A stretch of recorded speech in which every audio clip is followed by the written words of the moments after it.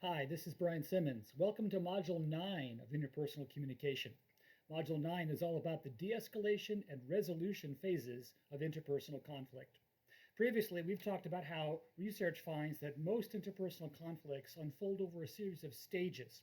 The first stage was disagreement, followed by the second stage of confrontation. The third stage, escalation. Now we discuss the fourth and fifth stages. The fourth stage is what's known as de-escalation. You can imagine that as the softening or the coming down of an interpersonal conflict. During this portion of an interpersonal conflict, people are beginning to cool off. The conflict has lost its momentum. And so what's happening is that the resolution is in sight, but yet there's still a few more things left to be done as the conflict heads towards its resolution. There are several things we know about the de-escalation stage, but to be fair, there's typically less going on in this stage than virtually any other stage. And most of the research has focused on what a well-managed conflict looks like in the de-escalation phase. Earlier, we talked about the distinction between chronic and acute conflicts. Remember, those chronic conflicts are the ones that tend to occur over and over again. So a couple, for example, might often find themselves in arguments about money. That's a chronic conflict. On the other hand, an acute conflict is a one-off. It's the topic of a conflict that occurs randomly and hardly ever, or maybe only once over the course of a relationship. Well, when it comes to the de-escalation stage of interpersonal conflict, we know that chronic conflicts tend to de-escalate more quickly. In other words, they have a sharper curve to drop off. Acute conflicts, on the other hand, tend to have a more smooth, elongated kind of a descension into the next stage. This is important because rates of de-escalation determine in part whether the conflict is well managed or not. And we'll talk more about that in a moment.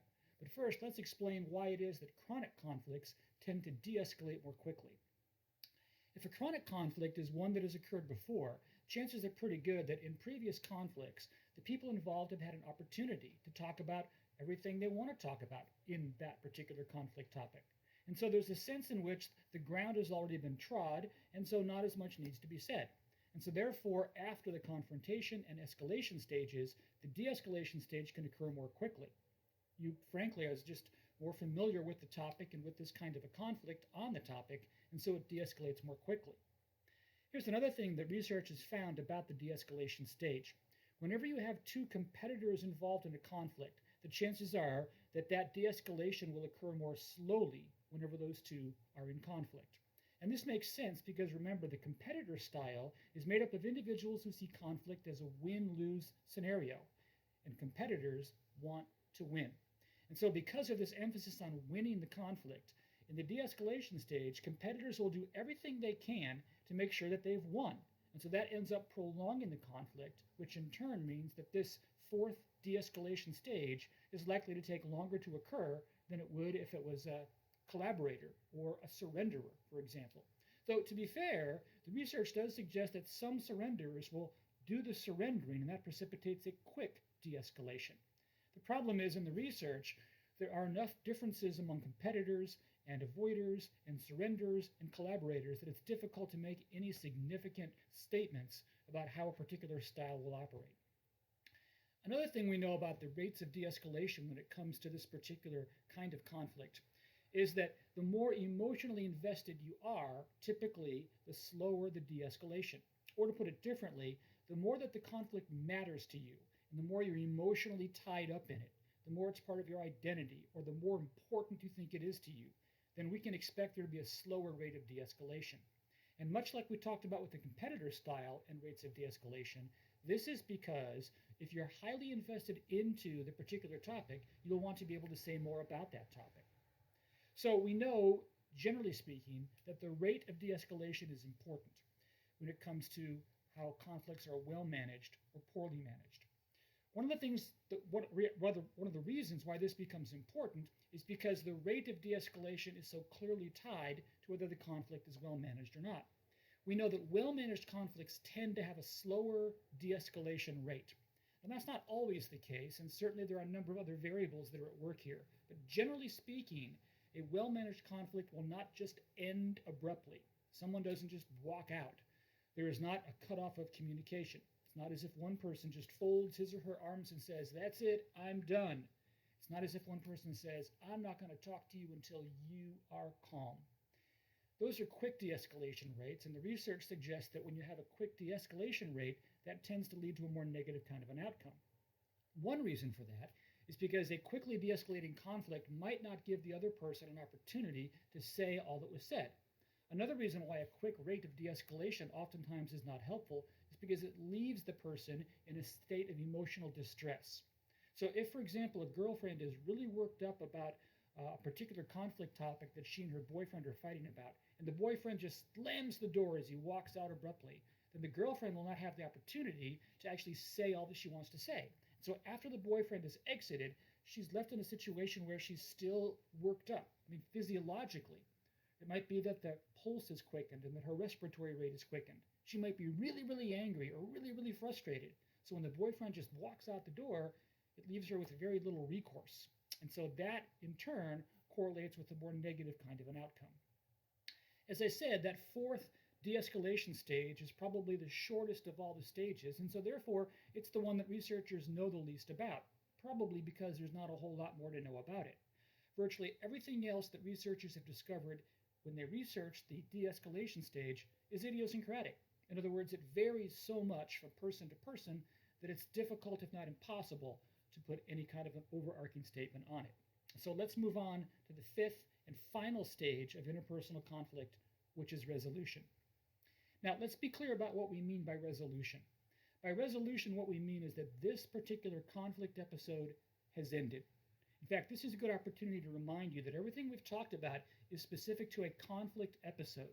These 5 stages that begin with disagreement and move through confrontation and escalation and de-escalation are all specific to a conflict episode. It's specific to that moment in time at the restaurant when a boyfriend and girlfriend are in an argument. It does not refer to the long scope of time where they have this argument about the boyfriend and his ogling of servers on Tuesday when they go out to dinner, and then 2 weeks later when they go out to dinner, and then a week after that when they go out to lunch. That research we've talked about with respect to the 5 stages of conflict, it's not intended to explain the 3 or 4 different times they've argued about that particular topic. Instead, the stage research is intended to explain a particular conflict episode. Because of that, now that we've arrived at the 5th stage, resolution, what we mean by resolution is not that we have solved the problem. It doesn't mean that the boyfriend, after this argument with his girlfriend, has vowed never to ogle females again. What it means is that this particular conflict episode has ended. So the way to understand this 5th and final stage is to say that resolution means that the two of them have, for this moment, stopped arguing. They're no longer talking about that topic. It might be because they have agreed to let it go until the morning. It might be because one of them stormed out and literally you can't talk to them anymore. It could be many reasons, but the point is this particular conflict episode is over. So what's important about the conflict resolution stage that we're talking about is the idea of the kind of resolution you have. And while there are many ways to look at that, one of the most common ways that researchers have looked at it is to talk about 2 dimensions. One dimension is whether or not the root cause of a conflict has been addressed. We saw earlier that addressing the root cause of a conflict is absolutely crucial in determining whether the conflict is ultimately helpful or hurtful to a relationship. The other dimension, of course, is whether people are satisfied with the outcome of the conflict or not. If you think about it, people oftentimes will begin conflict because they hope to get something from it. So in the example we've used several times now, the girlfriend calls out her boyfriend for ogling a server in the restaurant because she's hoping he'll stop doing that. So in her mind, the risks of the conflict are outweighed by the possible reward the conflict might bring. It might get her boyfriend to change his behavior. And so therefore she's happy to enter into a conflict. Now, she hopes it goes well, but she really enters into the conflict because she sees ultimately greater benefit than not entering into the conflict. And so that means that at the end of the conflict, she's either satisfied or not satisfied, or at least is somewhere on a spectrum of satisfied to not satisfied. So if you take those 2 dynamics, whether you're satisfied with the outcome of a conflict and whether the conflict has addressed the root cause, then you can see that there are 4 possible outcomes to any given conflict episode. There are 4 types of resolutions. And so that's what researchers have done. They've identified 4 common types of resolutions to conflict episodes. The first is what's called unsurprisingly, a type 1 resolution. In a type 1 resolution, one or both people are not satisfied with the outcome of the conflict. It might be that they didn't have a chance to say what they wanted to say. It might be that the conflict ended abruptly, or that someone is upset with themselves for the way they handled themselves in the conflict. But one or both people are simply not satisfied with the outcome of that conflict. And at the same time, this type 1 resolution includes the reality that the root cause of the conflict was simply not addressed. So what this means then is that a type 1 resolution is when one or more people are not satisfied with the outcome, and two, the root cause has not been addressed. Now, this is called a type 1 resolution because it's the most common. In fact, depending upon which research study you read, and depending on the context, in American culture in particular, type 1 conflict resolutions are incredibly common. If you think back to most of the conflicts in which you've been involved, you might be able to identify a number of them that had a type 1 resolution. And again, remember, it's a broad definition of what counts as being satisfied or not satisfied with the outcome. Next, we move on to a type 2 resolution. In a type 2 resolution, one or both people are satisfied with the outcome of the conflict. Again, you might feel like you've said what you wanted to say. You might feel as if the conflict went better than you thought it would.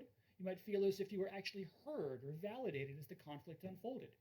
Regardless, something has led you to perceive that you are satisfied with the outcome of the conflict. And again, it can be for both people involved, or it can just be for one of you.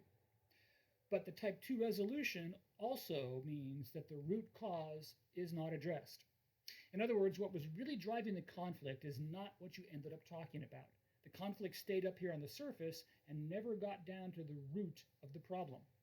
Because you never got to the root of the problem, as with the type 1 resolution, you're likely to have to return to this conflict again. So if at the end of the argument at the restaurant about the boyfriend ogling female servers, the girlfriend might feel satisfied with the outcome of that conflict, especially if her boyfriend is what we called previously a pseudo-accommodator, where he promises he'll behave differently, but in reality never changes his behavior. Then chances are very good that the girlfriend and boyfriend are going to have the same conflict again, maybe the next time they go out to a restaurant.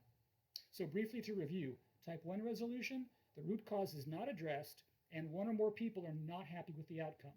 Type 2 resolution, root cause is not addressed, but one or both people are satisfied with the outcome of the conflict. So that takes us to a type 3 resolution. In a type 3 resolution, the root cause of the conflict is addressed. That's a good thing. In fact, anytime you can address the root cause of a conflict, you're better off than if you don't address the root cause of a conflict. The problem with the type 3 resolution is that even though you've addressed the root cause of the conflict, one or more people are not satisfied with the outcome of that conflict. Now, it's called a type 3 resolution because, as you might imagine, it's the third most common type of resolution. And it is significantly less common than either a type 1 or a type 2, in part because it's so hard to address the root cause. And so while the third type of resolution is preferable to the first two, because it's relatively rare, we don't see it as often. It's more aspirational. It's a goal more so than anything else. It's interesting, though, that most research finds that romantically involved couples, whether they're dating or they're engaged or they're married, if they have a series of type 3 conflict resolutions, they're still better off than those couples that have a type 1 or a type 2 conflict resolution. That's the power of actually addressing the root cause of the conflict. And that, of course, takes us to the fourth and final type of conflict resolution. It's called a type 4 conflict resolution. And as you might imagine, it occurs when the root cause is addressed and when everybody is satisfied with the outcome of the conflict. Now, of course, the challenge is that because it's a type 4 resolution, in our scheme, it's the least common. And in fact, research suggests that regardless of the kind of relationship we're talking about, friendships, workplace relationships, family relationships, a type 4 resolution is fairly rare. Now, it's true that when you have two collaborators involved in a conflict, you're more likely to arrive at a type 4 resolution. But typically speaking, these are pretty few and far between. So like a type 3 resolution, it's aspirational. It's a good goal to have. And honestly, most relationships are benefited if you can get both people involved to the point where they are addressing the root cause and to where they're doing the kinds of things in the conflict that lead to a satisfaction with that conflict. Now, let me call time out for a moment and remind you of what I said way back in the first module. In the very first module, I reminded you that This particular course is based in academic research. It's not a self-help course. It differs from the kinds of books or DVDs or other kind of programs you might have seen where someone wants to share with you the keys to conflict in marriage. The academic research is such that there aren't a lot of clear correlates between what happens to lead to a type 1 or a type 2 or a type 3 or a type 4 conflict resolution. Now, when it comes to being satisfied with the outcome, we clearly know there are certain things you should not do. For example, the personal attacks and the dumping and things we talked about that all too often competitors do. But generally speaking, there is no magic elixir that leads you to a type 4 conflict resolution. Instead, it takes hard work to actually get to the root cause of a conflict by asking the right questions, by making sure you don't conflict spiral. And that's why I say that if you know more about how conflict works, you'll be a better communicator. And so in the academic research, as opposed to the self-help books, what I will say with respect to how to have a type 4 resolution is that you have to be aware of what's going on in each of the stages of interpersonal conflict. And being aware of them, taking into account how you interact, how you communicate in the moment. The things you do in that conflict episode, from disagreement all the way through to resolution, that's what determines whether or not you have a well-managed conflict and what type of conflict resolution you're going to have. Now, having said that, there are two other ideas that in the research are clearly related to the positivity of the outcome in the resolution stage. One of which is what's called the confirmation of resolution. If you think about it, most relationships are such that conflict represents an aberration. It represents a kind of fracturing of the relationship. Or to put it differently, a conflict is abnormal. What's normal is that the boyfriend and girlfriend are not fighting. What's normal is that you and your roommate get along. And so the presence of conflict reflects an abnormality. It's like saying, you have a cold. Normally you don't have a cold, but for this period of time, you're ill. You've got a cold.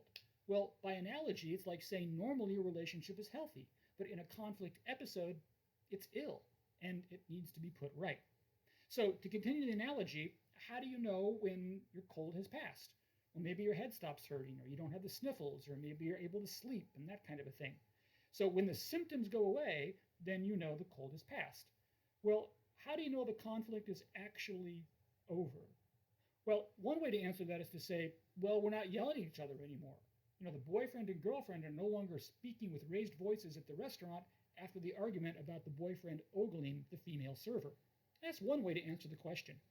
But another way to answer the question is to say that people involved in a conflict have to find some way to communicate to the other person that the conflict episode is over and it's time to move on.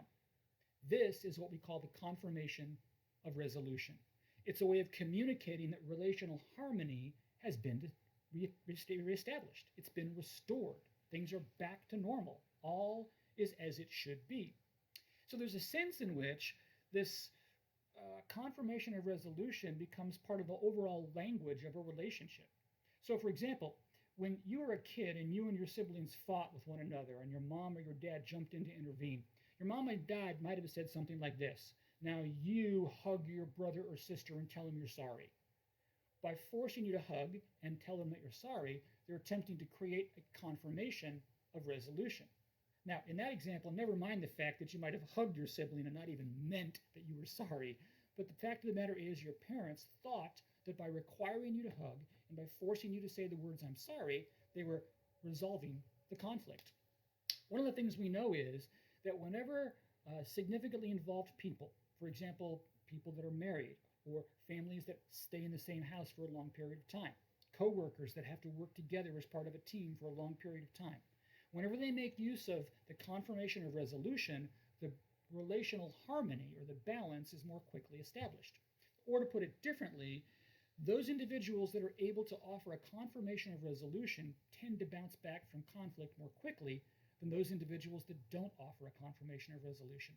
Now, this means that the people involved in the conflict had better figure out what counts as a confirmation of resolution. For some married couples, it's the resumption of physical intimacy. For some friends, it's the ability to joke with one another once again. For all sorts of individuals, there are different idiosyncratic ways of confirming resolution. But the fact of the matter is, we know that that confirmation of resolution becomes more important the more significant the relationship is to you. And don't forget The confirmation of resolution can be both verbal or nonverbal or both. It can even be symbolic. So for some romantic couples, for example, the symbolism of relational or of confirmation of resolution is when one of them stops sleeping on the couch and returns to the bed. Or the confirmation of resolution symbolically can be when people reach over and hold hands once again. Regardless, the confirmation of resolution is important, and you'd be well served to work that into the resolution portion of any interpersonal conflict. Now, that takes us to the other and final idea that oftentimes researchers have found present in the resolution stage of interpersonal conflict, and that's what are called affirmation and support statements. If we go back to that idea mentioned a moment ago, that an interpersonal conflict is fundamentally a disruption of a relationship, then an affirmation and support statement is an attempt to repair the relationship. It's an attempt to reestablish what had been broken for a short period of time. So an affirmation and support statement is some communication that articulates that the underlying fabric of the relationship has not been damaged. It's as if you're saying, yeah, we just had an argument, but it's all good. You and I are all good. We can move beyond that because the basis of the relationship is all good. Now, we know that these affirmation and support statements can take a number of different forms. Like the confirmation of resolution, they're highly idiosyncratic to each individual or each group of people that are involved in a conflict. So husbands and wives may not only have their own way to confirm resolution, but they may have their own way of offering affirmation and support statements. One couple that I know of does this in that when they get down to the resolution stage of a conflict, they make a point to always hold hands with each other. Another couple I know makes a point to always pray together at the end of a conflict so they can live out what the Bible says when it says not to let the sun go down on your anger. Now, those might seem hokey to you, but I offer them up as examples of the idiosyncratic kinds of things that some couples have found that are affirmation and support statements. It can be as simple as saying, I love you. It can be as simple as a hug. It can be anything that makes sense within the relational culture of the people that are involved in that relationship. And while many people will dismiss or discount these kinds of affirmation and support statements, we know from the academic research that well-managed conflicts are well managed in part because they have affirmation and support statements. So it's in your best interest to figure out what kinds of affirmation and support statements work best for you and the people with whom you're involved in conflict. Now, this can also link up to the so-called love languages, the idea that each of us have our own ways of giving or expecting to communicate love and affection. And so in that line of research, if someone's love language is, for example, acts of service, then an affirmation and support statement might be some kind of act of service that accompanies the resolution stage to signal that the conflict has truly been resolved. And of course, it probably goes without saying that in romantic relationships, whether they be long-term relationships, dating relationships, marriages, these affirmation and support statements are absolutely crucial. Not to say they're not important in friendships or coworker relationships.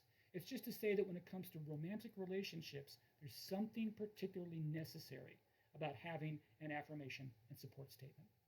So, this module has tried to talk about the fourth and fifth stages of interpersonal conflict. That would be the de-escalation and the resolution stages. As you can see, there's a lot of research into interpersonal conflict.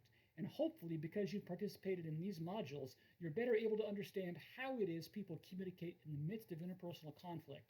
And that, in turn, will make you a better communicator and help you better have healthy, vibrant interpersonal conflicts rather than unhelpful and destructive ones.